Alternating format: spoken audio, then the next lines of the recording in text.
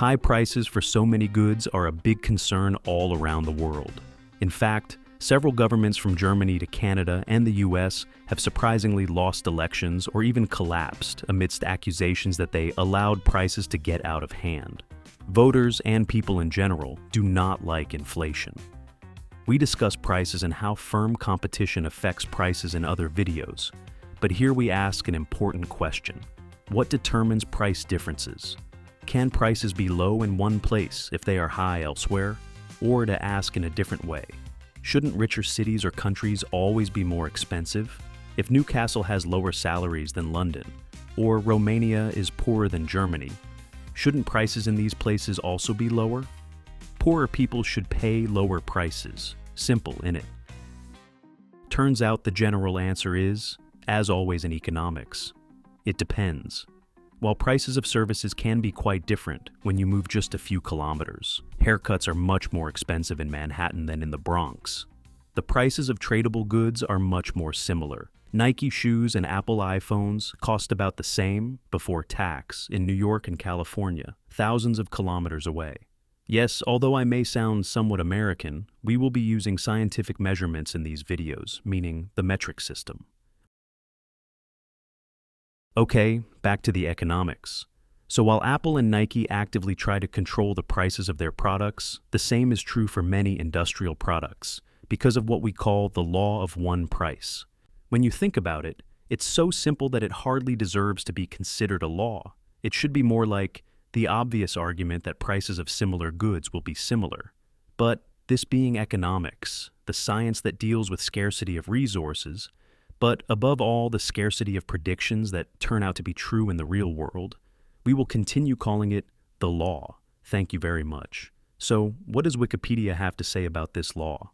Well, it says, in economics, the law of one price states that in the absence of trade frictions, such as transport costs and tariffs, and under conditions of free competition and price flexibility where no individual sellers or buyers have power to manipulate prices and prices can freely adjust, identical goods sold at different locations should be sold for the same price when prices are expressed in a common currency.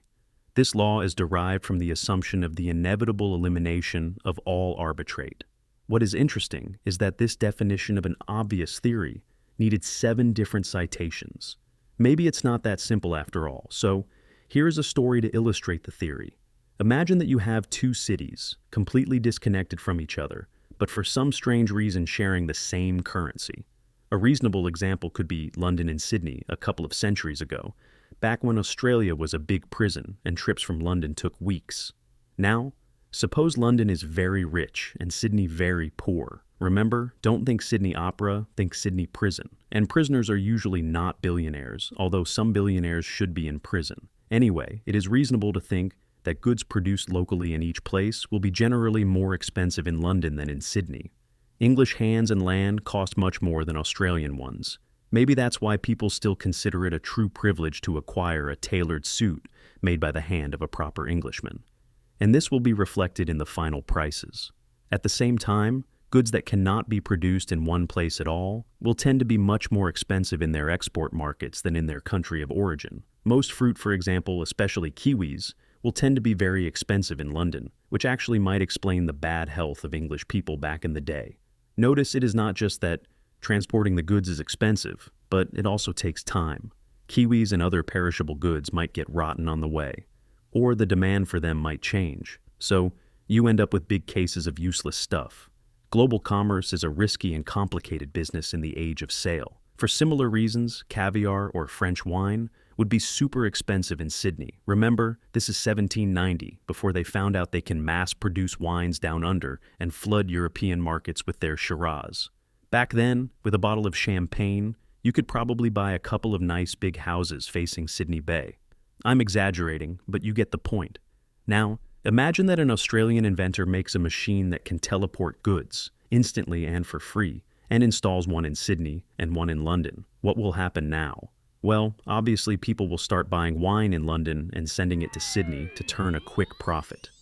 Exploiting price differences like this is what the French would call so nicely arbitrage. The intercontinental wine trade will continue as long as it's profitable, until, Well, yes, until there is one single price for wine in both cities.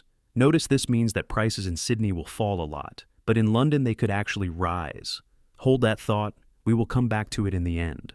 Similarly, kiwis will be transported instantly, and without risk of going rotten, in the other direction until there is one price. In this case, prices will fall in London and might rise a bit in Sydney. Oh, but wait a minute. This is ridiculous. We do not have machines that can teleport stuff across the globe. That's true, of course. Teleportation does not exist, but globalization is very much a reality. The cost to transport a ton of goods from China to America or Europe has fallen drastically over the last century. That happened in part because of a very simple invention, the container, which helped lower the price of a ton of goods by 80% in the last century, according to the OECD. But other technological improvements have helped too. Air transport costs have fallen by about 90%. The cost of a phone call to arrange the whole trade, for example, has fallen by 99.97%. And up until very recently, other barriers to trade, such as tariffs, have been going down quite fast too. In economic terms, it is almost as if teleportation does exist, which brings the world closer to the law of one price. Especially within trading blocs, such as the European Union, the prices of tradable goods are essentially the same.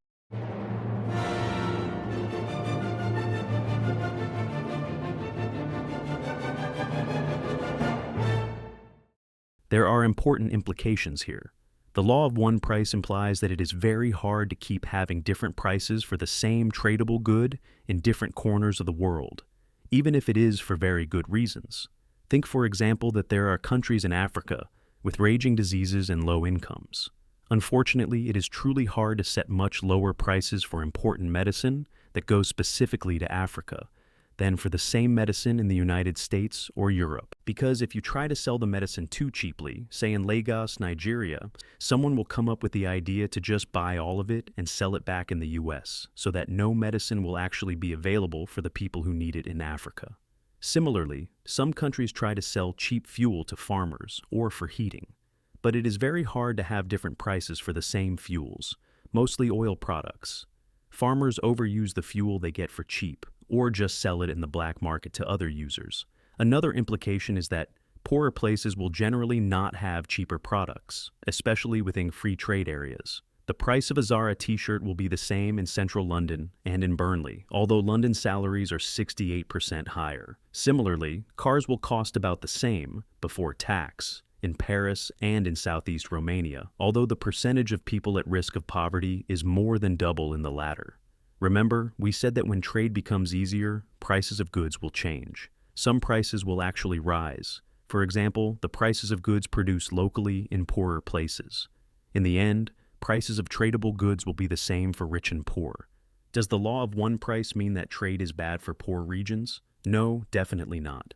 Actually, one of the strongest and most surprising results in economics is that free trade benefits all countries in the end, even trade partners that are considered weak. Maybe especially them, because they get to consume goods for relatively low prices that they would otherwise have no access to. And prices will rise for the not-so-complex goods they produce locally, say bananas, bringing higher incomes for the small farmers producing them. But this is material for another video. Also note, services are very different. By definition, they are not tradable. You usually do not travel from London to Cornwall for a haircut. Services obviously tend to be more expensive, the richer a region, or even a neighborhood is. The overall cost of living in richer places will tend to be higher, exactly because of things like haircuts, doctors, and housing being more expensive. This partially accounts for higher salaries and is the reason why we cannot directly compare incomes between rich and poor regions. People might make more money in London, but prices are also much higher. Economists have developed new concepts like purchasing power parity exactly to be able to compare incomes between places with very different prices for services. But that, again, is something to discuss in another video. To close this off, let's think of a simple example in international trade: Nike shoes. Remember the definition? The law of one price works if you do not have frictions, tariffs, or transportation costs. What is the transportation cost for one pair of shoes? Asia to America? What do you think? Make a guess.